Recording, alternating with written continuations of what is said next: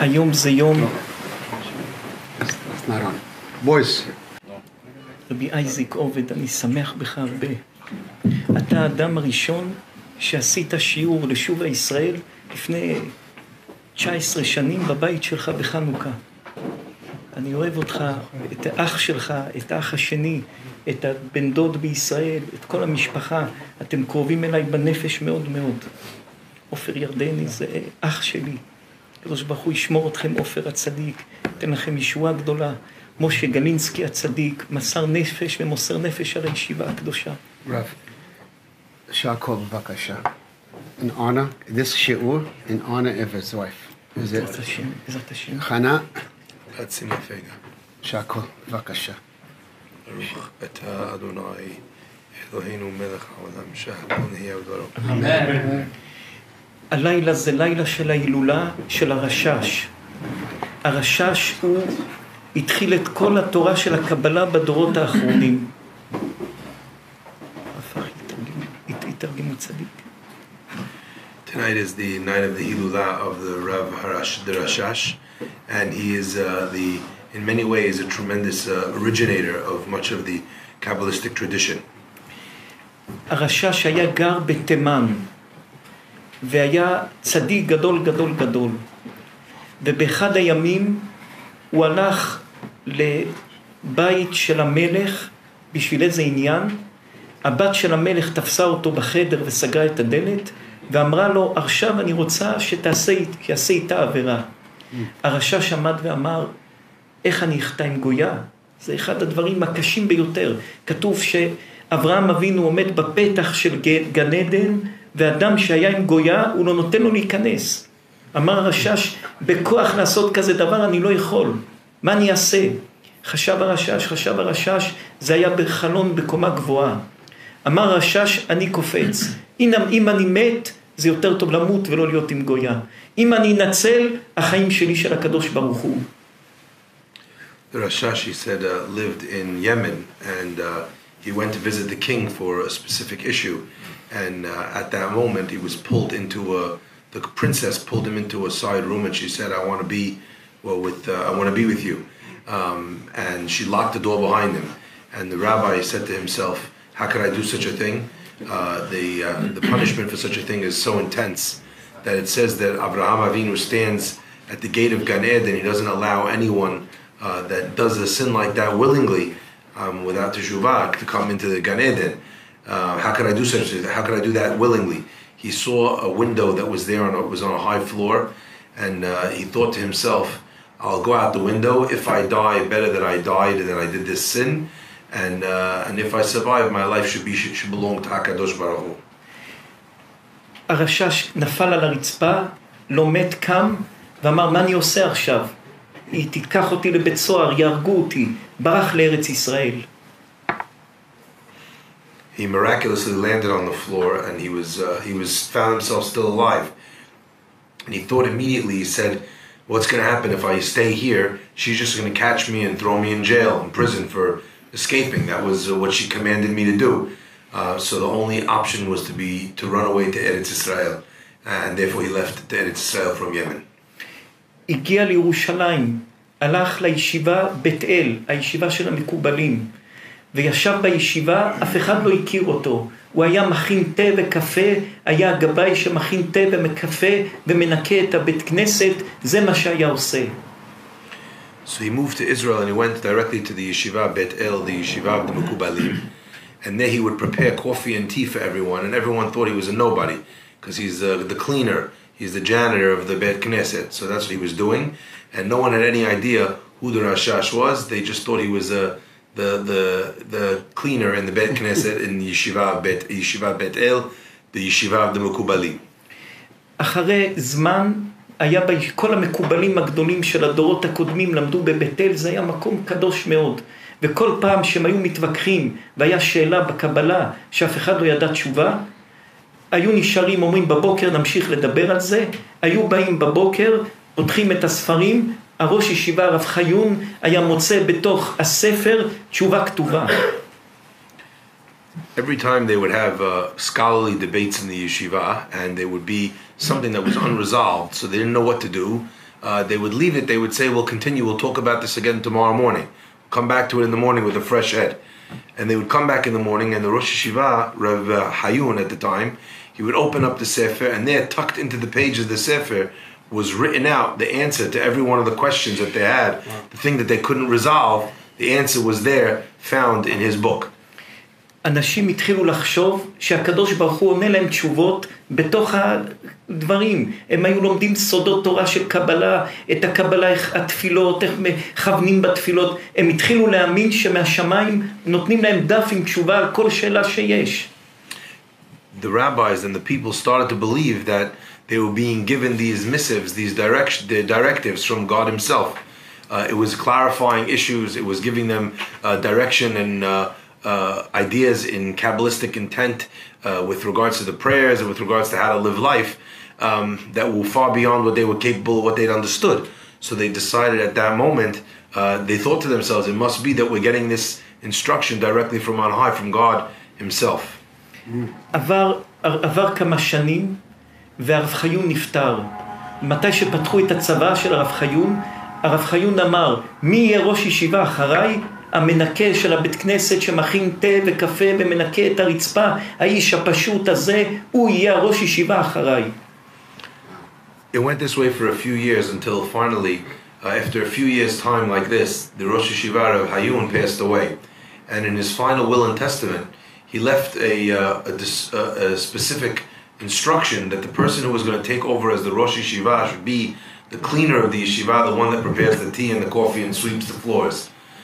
And no one could understand the rabbi's intent. אחרי זמן הבינו כולם שאותו מנקה של הרצפה ומכין קפה, הוא היה עונה על כל התשובות של כל השאלות שהם לא ידעו. והרשש לקח את כל התורה של הקבלה והרים אותה גבוה, גבוה, גבוה, למעלה, למעלה, למעלה. היה אחד הקדושים הגדולים של הקבלה.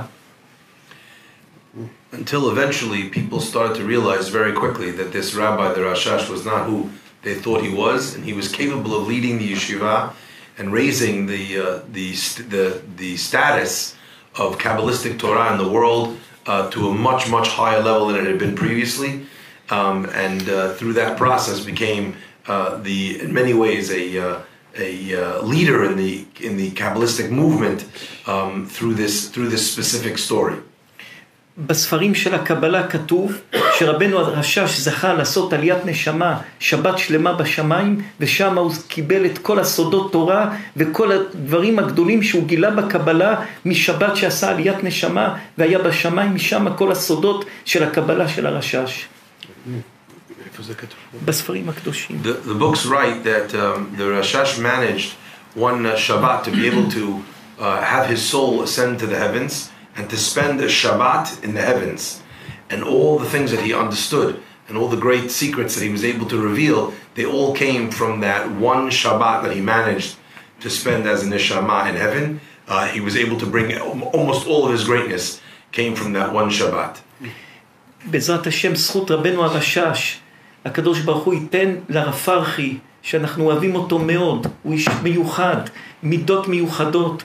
מנהטן זכתה שיש בן אדם עם יראת שמיים וערכים ותורה ודרך ארץ וכל המידות המיוחדות. מנהטן זכתה ברב פרחי. הקדוש ברוך הוא ישפיע לו, לאשתו הצדיקה, לכל בני המשפחה שלו, זכות רבנו הרשש, שפע גדול. בלונדון אנשים סיפרו לנו על הרב פרחי בעבר שלו, כמה תורה וכמה מידות טובות הוא זרה בנשמות של אנשים בלונדון, ומנהטן זכתה ברב פרחי. בישראל תתרגמו זה. The rabbi just blessed Rabbi Farhi and his wife, and the rabbi said that You have to hold the mic to your mouth. The rabbi said the city of Manhattan, they earned that Rabbi Farhi is here, and we have this opportunity for this type of rabbi, and the rabbi loved him very, very much. מנהטן זכתה בו. And Manhattan just earned it. Wow. בלונדון אנשים שזוכרים הרב פרחי לפני שנים מספרים לנו, אני שומר שבת בזכות הרב פרחי, אני מניח תפילין בזכות הרב פרחי. כמה אנשים, דברים גדולים הרב פרחי עשה בחיים שלו. מנהטן זכתה בו. Come on, Israel. Come on. And the rabbi just mentioned that last year when he was in London, many people came to the rabbi and told the rabbi that because of Rabbi Farhi, they become closer to Hashem and they start with tefillin and keep Shabbat and do many, many good things. And the rabbi was very, very glad to hear very good things about Rabbi Farhi. בעזרת השם, כולם רוצים פרנסה. היום זה יום שיש לו סגולה גדולה לפרנסה. פרשת המן, סגולה גדולה לפרנסה. בעזרת השם, בזכות... למה?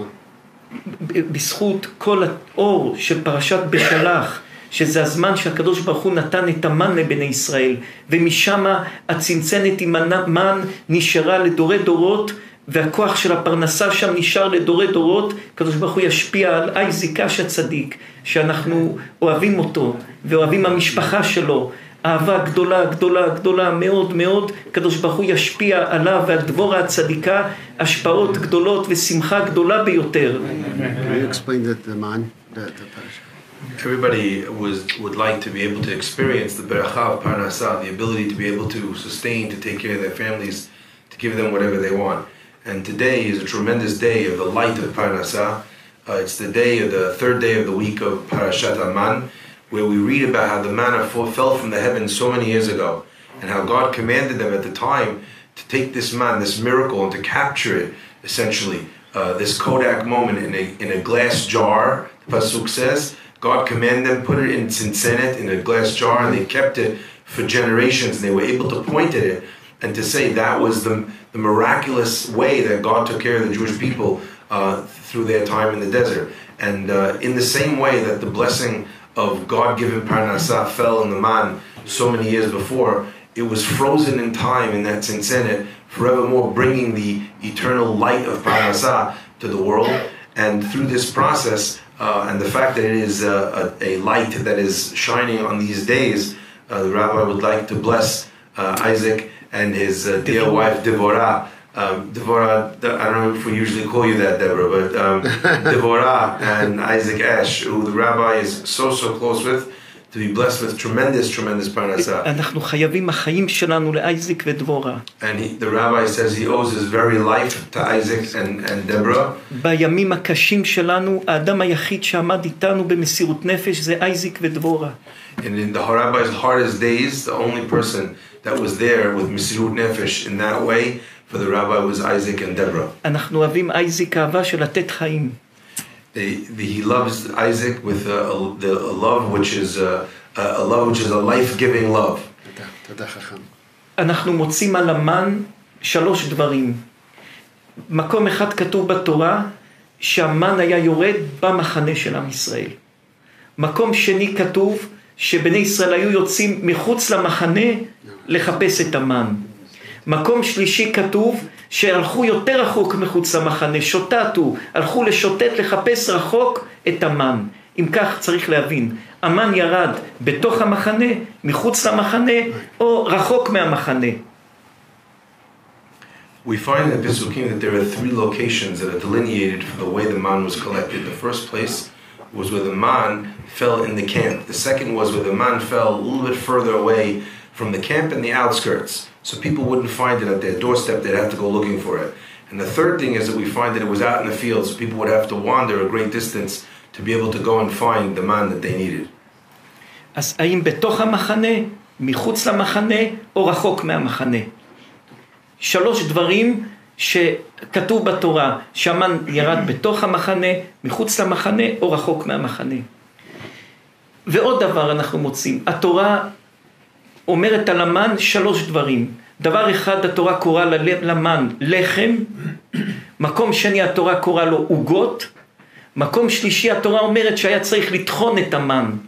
אז צריך להבין, לחם זה לחם מוכן, עוגות על פי התורה זה משהו שעוד לא אפוי, ולטחון זה לפני עוד לא אפוי אפילו. אז מה המן היה יורד? כמו לחם מוכן, כמו עוגות עוד לא מוכנות, או כמו דבר שעוד צריך לטחון אותו. רואים גם פה 3 דברים שהתורה אומרת על המן. There seem to be 3 different stages or windows of understanding of the man. The first seems to be, as we've described, spatially, geographically. The man was at your door, michutz lamachane, outside the camp, or very far away from the camp. Those are the three locations that are described with regards to the man. But also in the state that the man arrived, there seems to be three different opinions or three different statements that the Chazal are telling us. One is that the man was completely baked like a loaf of bread. The second is that it was ugot, which the rabbi is saying in the language of the Torah is something which is prepared but not yet cooked. And the third is where they were grinding the man. So grinding the man comes even before that. So at what stage did the man fall? Did it fall as something that needed to be ground and then prepared and then baked? Or did it fall as something that was prepared but not yet baked? Or did it fall as something that was prepared and baked as a loaf of bread? יש פסוק בתורה שכתוב, ויענך ויריבך ויאכילך את המן. המפרשים שואלים, מה הלשון ויענך ויריבך ויאכילך את המן? The pasuk tells us with regards to the man, ויענך ויריבך ויאכילך את המן. Three words that are described. ויענך means in God, in a certain way it means he afflicted you. We find that word by Yom Kippur, right? Ve'initem et nafshotechem. So, Vaya'ancha, Hashem afflicted you with the man. Vayarivecha, Hashem starved you with the man. Vayachilcha et haman, and God fed you the man. Three different descriptive terms that are describing the man. אלא רבותינו הקדושים אומרים שאיך המן היה יורד לבני ישראל. מי שהיה צדיק היה פותח את הדלת בבוקר ומחוץ לדלת היה מונח המן. מי שהיה פחות צדיק היה צריך לצאת מחוץ למחנה לקחת את המן. ומי שהיה רשע היה צריך ללכת רחוק לחפש את המן.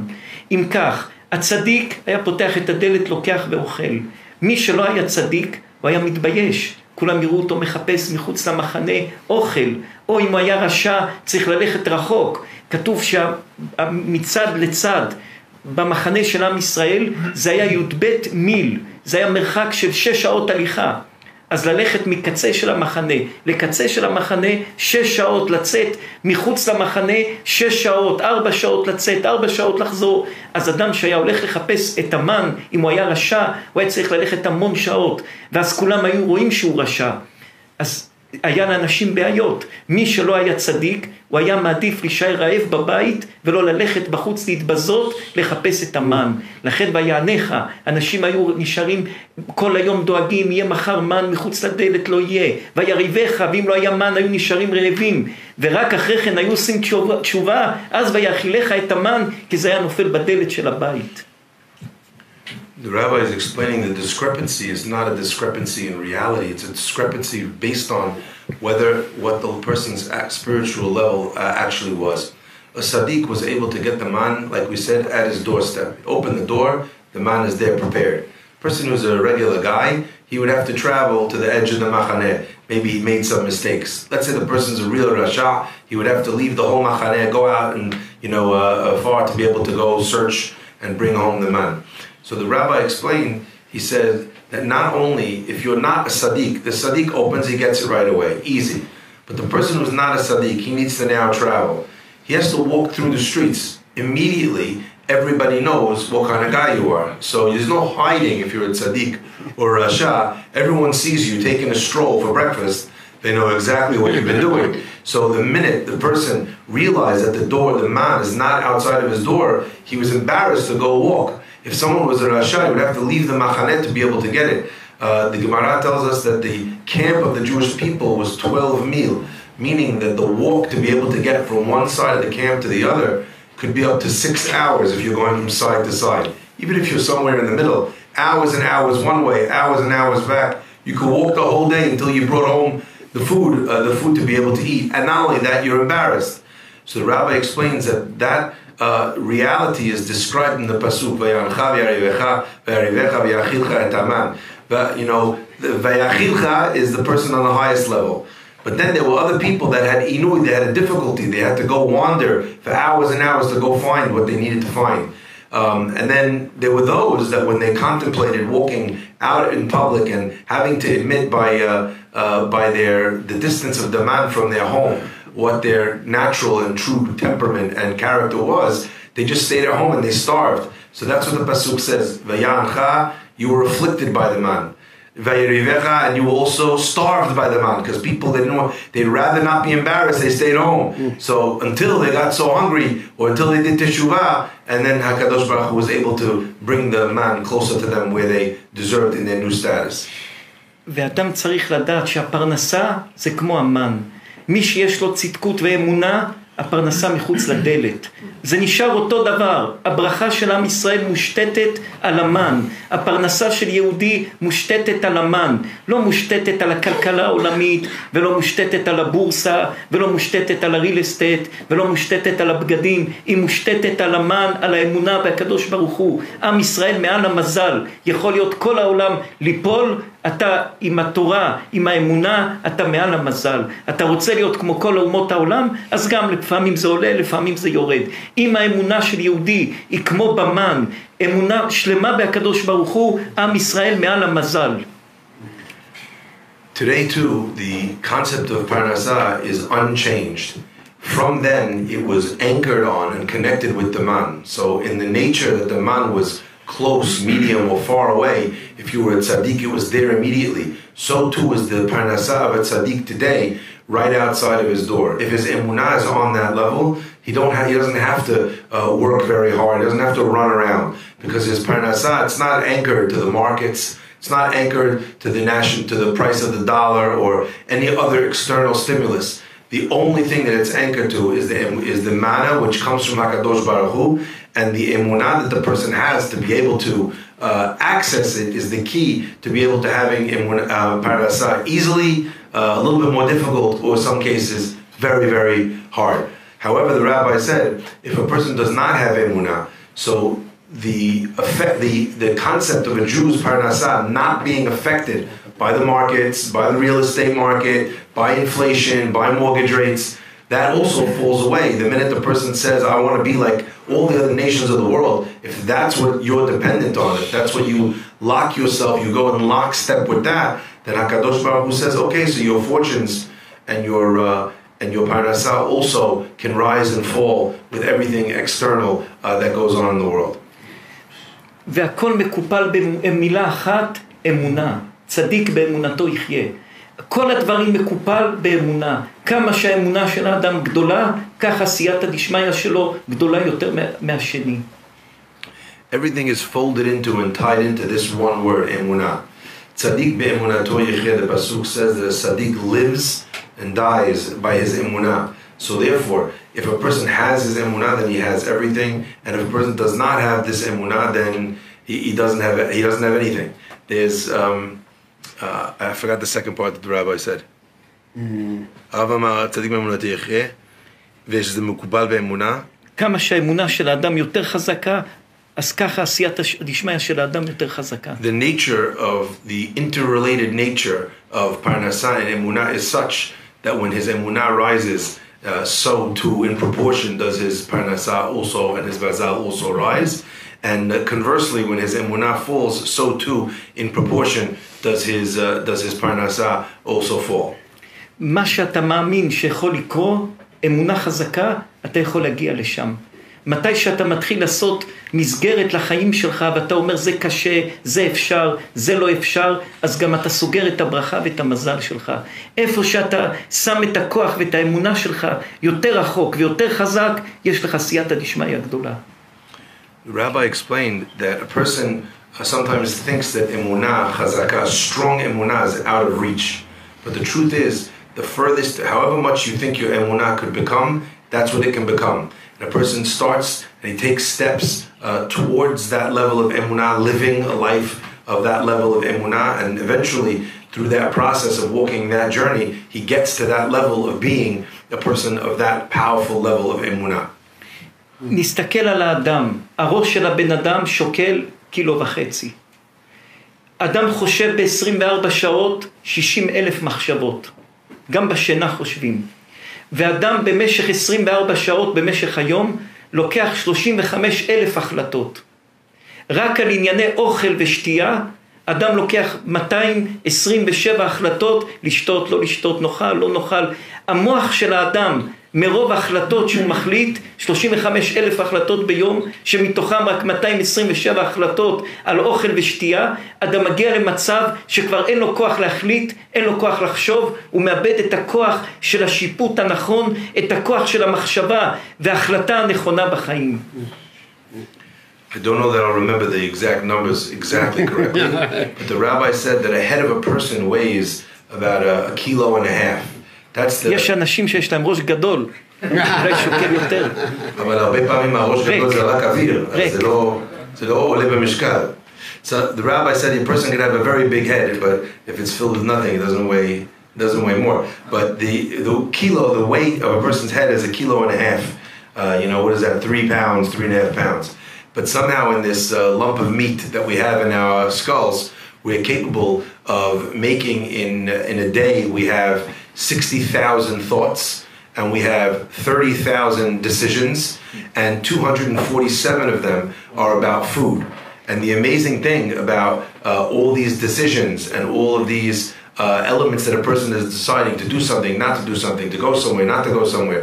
Person is thinking even when he's sleeping. So eventually you get to a state of mind where a person, if that's how they live, they get to a place where they have no strength anymore to add on one more decision.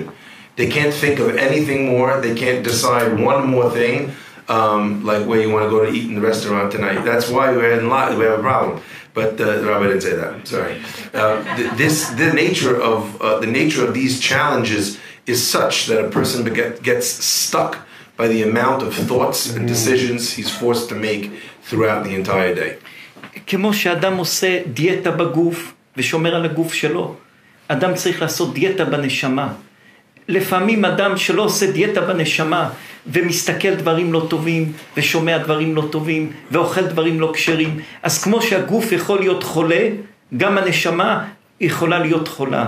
והרבה פעמים אדם נכנס לפחדים, לחרדות, לדיכאון. למה? כמו שהגוף חולה, הנשמה שלו חולה. ואדם לא יודע לעשות את הדיאטה של לשון הרע, את הדיאטה לא להסתכל למקומות לא טובים, את הדיאטה לא לאכול דברים לא כשרים. זה דיאטה של הנשמה. אז את הגוף שומרים בריא, ואת הגוף ואת הנשמה נותנים לה להיות חולה. A lot of times a person, in order to be healthy, they go on a diet to be able to live a healthier lifestyle, and that's important. Because if you take care of your body, then you have a healthy body.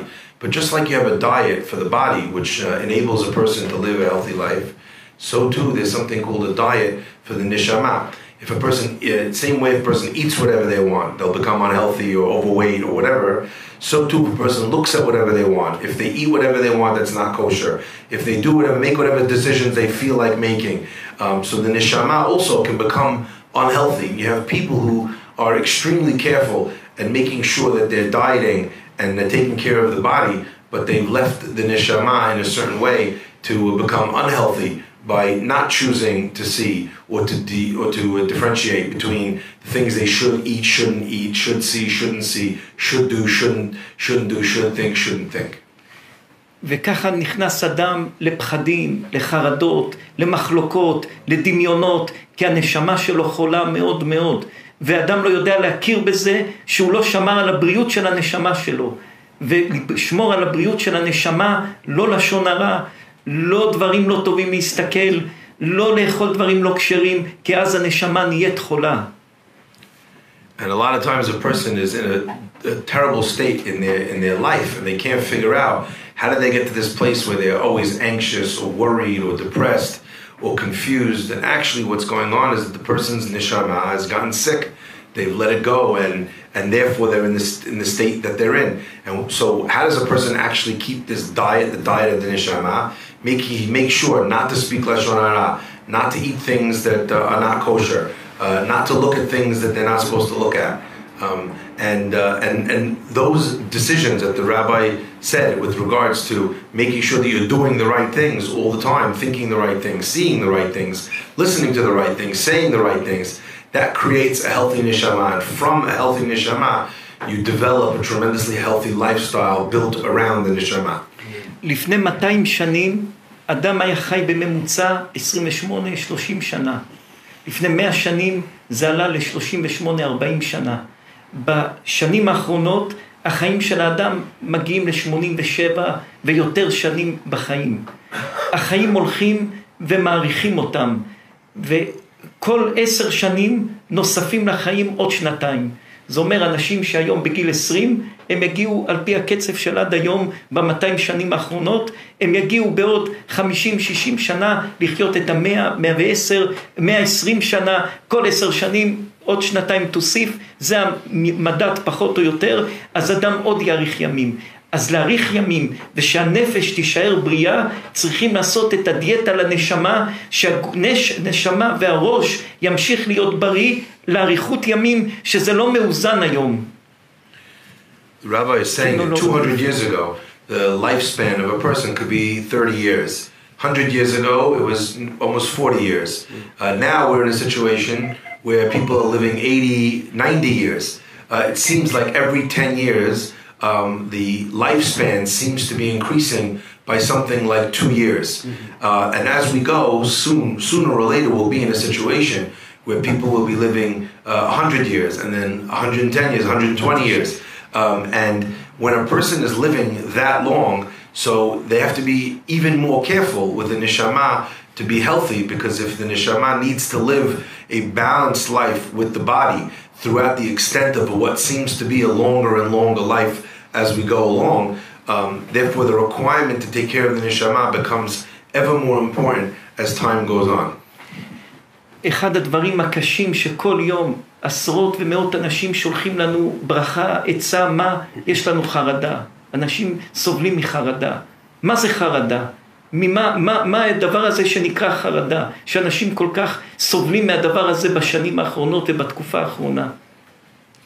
There seems to be a growing reality spreading throughout the world where people are constantly anxious, they're nervous, they're worried, they're trembling. The word charada literally means trembling, but that's psychosomatic. We're talking about the idea of what makes people afraid. And it seems that people are constantly living with fears and worries and anxieties more than ever before. And what is the reason why we find ourselves, as time goes on, becoming more and more worried and afraid? נסתכל מה התופעות של חרדה, דופק חזק, זיעה ולחץ גדול. זה התופעות פחות או יותר של אדם שנמצא בחרדה. The symptoms seem to usually be a person that lives with panic attacks, if you will, very strong anxiety, are a high heart rate, sweating, and the third one? זיעה, and דופק, sweating. No, דופק חזק. Yeah, דופק זיעה, דופק ולחץ, אדם בלחץ. and stress, pressure. So these 3 things seem to characterize a person that lives with anxiety and fear. הקדוש ברוך הוא ברא את האדם עם כל החושים והחיישנים הגדולים ביותר שיש בעולם. רק ננסה לחשוב, אדם ייקח שקד וינסה לעשות אותו דם, הוא צריך מפעל שאולי 3 קילומטר לקחת את זה משקד, להוציא את זה דם. והקדוש ברוך הוא ריכז את זה בגוף של האדם. אדם בשביל לקחת את מה שהוא אוכל ולעשות מזה משהו אחר, זה צריך מפעל של 3 קילומטר לפחות. והקדוש ברוך הוא בחוכמה גדולה ריכז את הכל בתוך הנפש של האדם. יש לאדם בגוף שלו ובראש שלו את החושים להינצל, לשרוד, לבנות, להרוס, לעשות כמו מכונת דברים. הקדוש ברוך הוא אשר יצר את האדם בחוכמה וברא בו נקבים, חלולים. הקדוש ברוך הוא ברא את הבריאה מיוחדת ביותר שמרוכזת בתוך האדם. God in his wisdom, when he created the human being, he planted in this human being unbelievable drives and thoughts and focuses and abilities. So much so that one could see the power of the human creation just by looking at a simple example. If I asked you to take one of these almonds on the table and turn the almond into blood, you'd say no problem. You'd spend $200 million, build yourself a factory. The factory would be 3 kilometers long, until finally you could stick in on one end of the factory an almond, and out would come a little packet, ketchup packet with blood in it. But HaKadosh Baruch Hu amazingly condenses this 3-kilometer factory into a human being. What do? We eat the almond, the body processes it, and eventually it turns it into the blood and inner workings and needs of the human body. That entire factory was hidden inside of you from the moment of your creation. החלק מהבריאה של הקדוש ברוך הוא ברא אצל האדם חוש שאדם מרגיש שסכנה מתקרבת אליו. כמו שאונייה נוסעת בים, לפני שמתחיל סערה, יום לפני כל הציפורים בורחים, הם מריחים שעומד להיות סערה בים, ככה הקדוש ברוך הוא ברא לאדם חושים, שמתי שאדם נקרא ונמצא לפני בעיה, הגוף שלו מוציא זהה להיות מוכן למלחמה, הלב מתחיל לדפוק חזק, כי אדם צריך לרוץ, להתמודד, להילחם, והלחץ בגוף שלו לעמוד ולהתמודד עם הבעיה. אם כך, חרדה שיש לאדם, זה אדם שמרגיש שמשהו לא טוב מתקרב, והגוף שלו יוצר כמו מפעל שיש שם זעקה, שלפני שגנב נכנס מצלצל, ככה הגוף מצלצל לאדם, תתעורר, אתה לפני בעיה. The wonder of this human creation doesn't only stop at an almond, but one imagines on a ship at sea. The ship at sea has a radar. The radar allows it to tell if something's approaching it that's going to be dangerous. And immediately the ship can shift into a defensive mode. It could send off missiles to be able to protect itself. It could ring an alarm system to be able to let people know that someone's coming close. A human being also has such a system. And that system is hidden in the words, in the instinct of a fear. When a person is afraid, what happens? The body doesn't only just get afraid of something that's coming, something dangerous that's entering into its orbit. It also begins to prepare for the fight that lies ahead. The blood pressure rises, the sweat comes out, the person is already kind of in a state of athletic ability. And instantaneously, the systems of the person become stressed and focused on finding a way to be able to survive. That response that a person is finding, this fear response, therefore, is just like the alarm system of some billion-dollar military creation. And what we're seeing, therefore, in a world that's so full of these anxious moments of high blood pressure, of worry, of fear, of sweating, of staying up all night, of feeling stressed, focused, thinking about your problems all the time. The reason why is because your body can sense that there's something dangerous, something big that's approaching, and that we need to get ready to be able to fight. ומרוב שבלבלנו את החיים שלנו, ודאגנו סתם, והזקה נדלקה פעם סתם, ועוד פעם דאגנו, עוד פעם סתם, איבדנו את המערכת של החושים באמת ממה לפחד וממה לא לפחד. ולכן אדם הרבה פעמים נכנס לפחדים, לחרדות, מדברים שהיו לו אחורה, מדברים שהיו קדימה. כבר המערכת הזאת היא לא מכוונת נכון, ומשום שהיא לא מכוונת נכון, אין על מה להיות בחרדה מכלום, וגם זה טמון בתוך האמונה. אם אדם יש לו אמונה, הוא מוזיז את כל זה, זה דבר שהוא לא אמיתי. So if that's the case, why is our system, why is our alarm system not working properly? And the answer the rabbi is explaining is that what happens is many times in a person's life they get this response and they immediately start to search for the danger, and then the danger doesn't come, or they feel like something's going to be terrible and then it's not terrible, and slowly but surely the system starts to fall out of whack because it doesn't believe in itself. You don't believe it. Eventually a person is left with a system which is not balanced, which is not properly tuned, and it's acting out of whack and you're getting nervous over nothing. However, a person who lives with emunah, whether there is a good reason or there isn't a good reason to be afraid, can always be calm and can always feel safe. יש שלוש סוגים של מחשבות בחיים של האדם. מחשבה אחת שאדם חושב על האחורה, מחשבה אחת שאדם חושב לקדימה, ומחשבה שאדם חושב כאן ועכשיו. כל המחשבות שאדם נזכר מאחורה גורמות לאדם רק דאגות וצער וחרדות ודברים לא טובים. כל המחשבות שאדם חושב קדימה זה חוסר אמונה בקדוש ברוך הוא. אדם צריך לחיות כאן ועכשיו, ואז אין במחשבות לא דאגות, לא פחדים, לא חרדות ולא נקיפות מצפון. There are three different types of thoughts that a person has in their life. One thought process is the thoughts about things that have happened already, things that happened to me in my past. One element of the thoughts that a person has is the thoughts that concern the person's existence in the current moment. And one thought pattern is in the future. anytime a person is thinking in the past, they're thinking about fear, they're thinking about anxiety, they're projecting negative outcomes because of negative experiences. So to think that way is unhelpful and is not good.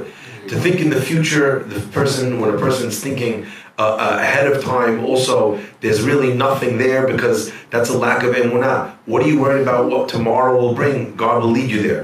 The correct place for a person to have his thoughts is to be and to live in the present moment. And when a person lives in that way, that's living a life of emunah without all these challenging thoughts from the past and without these lack of emunah thoughts of the future. לפני הרבה שנים שהיה לנו סרטן, באחד הפעמים עברנו 4 פעמים סרטן. באחד הפעמים ישבנו עם הרב שלנו, הרב שמואל אוירבך, זיכרונו לברכה, ושאלנו אותו, למה אנחנו צריכים לסבול את זה? מה זה סרטן? הרב שמואל אוירבך אמר לנו, תדע, מתי שכואב לאדם משהו בלב, עמוק עמוק עמוק, שהדבר הזה הוא מרגיש אותו על הלב שלו, והוא לא מרגיש יציאה מאותו דבר, הדבר הזה גורם את המחלה הזאת לאדם. אדם שנתפס בבעיה וסוגר את הבעיה הזאת בנפש שלו ולא יכול להשתחרר ממנה, זה מביא לו מחלות קשות ודברים לא טובים. אם אדם לא יודע לשחרר דברים ולתת את זה בידי הקדוש ברוך הוא, זה מביא לו את ההרס ואת הסוף של החיים שלו. Rabbi explained that he already has had to survive cancer 4 different times. And one of the times that the rabbi had this terrible disease, he went to his rabbi, Rav Shmuel Auerbach, Zecher Tzadik V'Kadosh V'Bracha, and he asked him, what is this? What is happening to me? Not why, but what is this that is happening to me? Where does this come from? And the rabbi explained to me, he said that this cancer and as well other very serious diseases, they come when a person finds themselves in a very bad predicament or they're worried about something, and they lock it in their heart, and they think all the time about it, and they don't let it go. And when a person takes this deep worry, fear, anxiety about what's going on, or focusing on this problem and not letting the problem go and giving it over to God, when a person lives with that, that becomes like a poison inside of him, and that poison manifests as some sort of very difficult disease or problem in their life. אז אדם ישאל, עכשיו בא לי מחשבה לא טובה בראש, בא לי דאגה, בא לי פחד, מה אני אעשה? איך אני אזיז את זה? אני לא שולט על זה, איך אני אזיז את זה? So if a person understands the seriousness of this issue, so he now has a thought in his head, and he wants to get rid of it, but he's thinking about it all the time, and he can't get rid of it. So very nice, you're telling me to not think about it, but I can't stop thinking about it.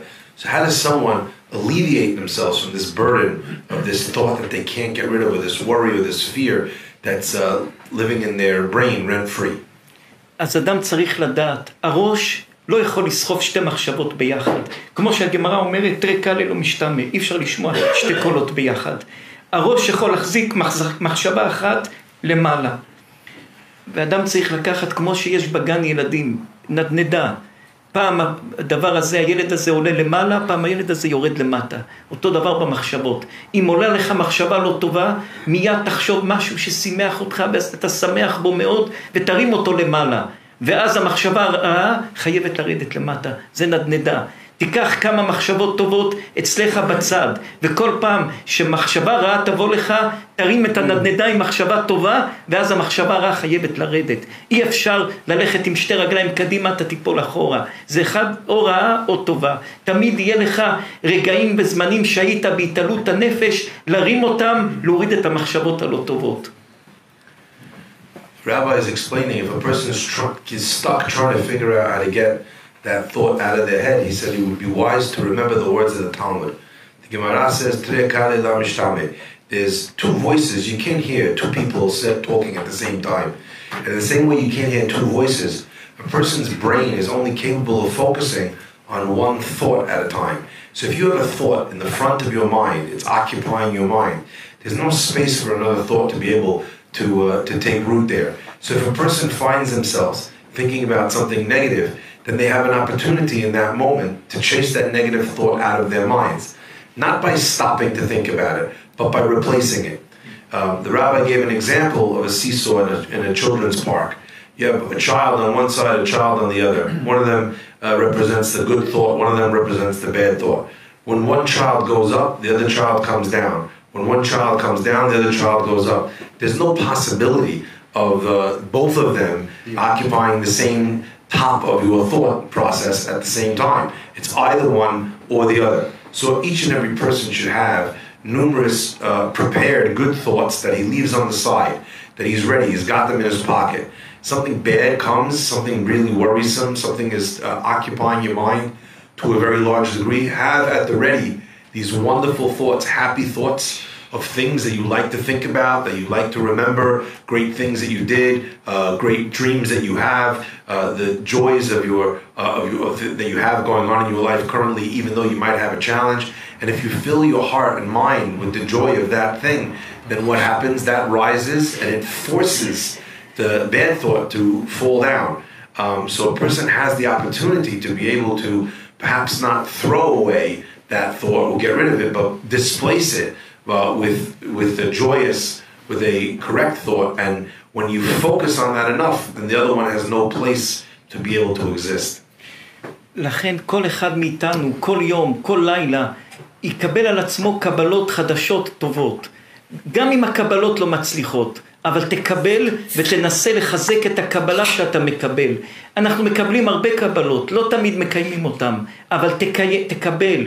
תיקח לך מטרות וקבלות בין בעל ואשתו, כל ילד שרוצה להצליח, כל אדם שרוצה להצליח בעסק, תשים לך יעדים, תיקח קבלות. גם לא משנה תגיע או לא תגיע, אבל תשים יעדים בחיים שלך. So every person, before they go to bed at night, they should really start to prepare for themselves every single night, goals that they have to be able to achieve in their life, goals that they have between man and his wife, in the relationship, in their life, in their success, in their striving, every child and what they want to achieve in their life. And you set yourself these goals, these destinations, and you give it your best. Whether or not you get there is less important than the fact that you are strategizing and planning and thinking about getting to those places. יש לנו ידיד נפש, פרופסור גדול, שסיפר לנו שעשו פה באיזו אוניברסיטה באמריקה, וויל, יש כזו אוניברסיטה, ייל. עשו מחקר, והלכו לאיזה מפעל שעובדים שם 100 אנשים, ואמרו לכולם, מנה אחרונה, נתנו 100 דפים ל100 אנשים, ואמרו להם תרשמו מה אתם רוצים את הקינוח. האם אתם רוצים עוגות, שוקולד? האם אתם רוצים דבר בריא, חסה, לא יודעים קינוח, מה אוכלים בקינוח? משהו בריא, פירות, מה אתם רוצים? בדפים שכולם כתבו, 75% כתבו, רוצים קינוח בריא. 25% כתבו, שוקולד, עוגה, דברים לא בריאים. לקחו את הדפים, שמו אותם בצד, אמרו להם נעבדו הדפים. הביאו להם 100% של קינוח בריא, ו100% של קינוח לא בריא. הסתכלו מה אנשים אכלו 75% לא בריא, ו25% בריא. למה? הרי אמרתם שאתם בנייר קיבלתם קבלה שאתה רוצה 75% אוכל בריא. במציאות מה אכלו? 25% אכלו לא בריא, הפכו את הדברים. למה? קבלות קל לקבל, קשה לעשות, אבל אדם צריך להיות דבק בקבלות, להילחם שמה שהוא קיבל נשבעתי והקיימה, אבל לא להתייאש אם לא עשית מה שקיבלת, תילחם להגיע לזה בפעם הבאה. Rabbi has a very close friend. There was a professor at Yale University, and they did this incredible research activity, if you will, where they got everyone together in this place, maybe 100 different people, and they asked them to write down on a piece of paper what would they want to eat for dessert. Would they like a healthy option, or would they like something which is unhealthy, cakes and cookies and whatever? And what did they do? They gathered all the papers from the people, and they realized that 75% of the people, 3/4 of the people, all said that they would like to eat healthy dessert, fruit, vegetables, whatever it might be. I don't know what a healthy dessert is, an oxymoron, but they would eat a healthy dessert, and that's what they were going to eat. Okay. 25% said, you know what, I've got to admit it, America runs on Dunkin'. Okay. Chocolate. A little while later, they came to all the participants and they told them, we're really sorry. Unfortunately, we lost all the papers in the diary. We're really sorry. Please accept our apologies. We have some here dessert for you if you guys want instead of the results of the test. And they brought out a full complement, full options of healthy desserts and non-healthy desserts on the table. And what they noticed was that a full 75% of the people ate the non-healthy desserts and 25% of the people ate the healthy desserts. Whereas in the writing in the diary, it was exactly the opposite. 75% said they would like to eat healthy. And they tried to figure out what was it that made them choose something that only minutes before they said they didn't want, that they wrote down on this piece of paper, which they thought was lost, that they did not want. And the answer is that they realized that sometimes a person chooses something which is too far from where they're actually at that moment. If you were a person that has a sweet tooth and you know you're not going to be able to withstand it, so writing it in a diary is not going to help you. So it's important also to, when you choose things that actually do make sense. Even if, at the end of the day, if you've chosen something that does make sense, something small enough to be able to do that you're going to take on yourself each and every day, even if you fail at that thing, that's okay. But be smart in choosing, so don't set yourself up to fail by choosing something which is too big, even from the word go. יותר מכל האנשים שנמצאים פה, אנחנו חייבים להגיד תודה רבה לאייזיק עובד. שאייזיק עובד הצדיק, שהוא קרוב אלינו הרבה שנים, הביא לי את אייזיק קש לפני 20 שנה. That's true. That's true. הכל התחיל מאייזיק עובד. I always tell you אייזיק that. עובד הצדיק לפני 20 שנה. אייזיק עובד, תודה רבה. He תודה brought me רבה. to your shiur.